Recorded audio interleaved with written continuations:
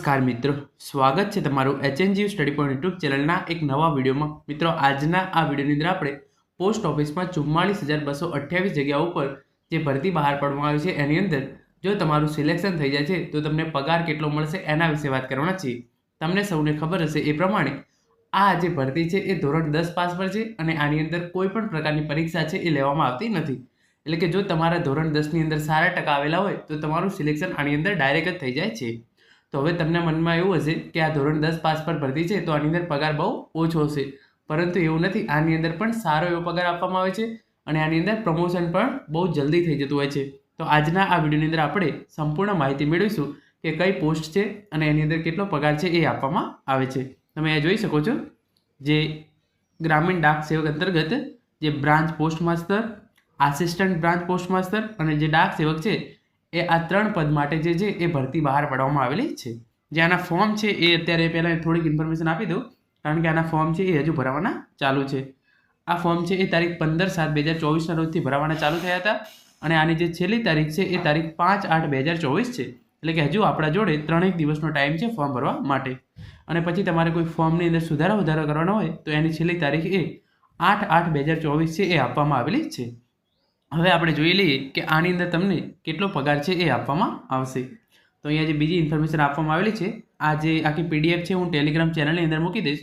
તો ટેલિગ્રામ ચેનલની લિંક તમને નીચે ડિસ્ક્રિપ્શનની અંદર આપવામાં આવેલી છે। તમામ વિદ્યાર્થી મિત્રો અને જે ઉમેદવારો હોય એ જરૂરથી આને જોઈન કરી લેજો। હવે આપણે અહીંયા જોઈ લઈએ, ડાયરેક્ટ આપણે જે સેલરીનું પોસ્ટ છે ત્યાં જતા રહીએ છીએ। તો તમે અહીંયા જોઈ શકો છો એ પ્રમાણે જે લખવામાં આવ્યું છે એ પ્રમાણે જે બ્રાન્ચ પોસ્ટ માસ્ટરની જે પોસ્ટ છે એના માટે જે પગાર છે એ 12,000થી ચાલુ થાય છે અને 29,380 સુધી હોઈ શકે છે। તો આનું જે સેલરી સ્લેબ છે એ 12,000થી 29,380 રૂપિયા છે।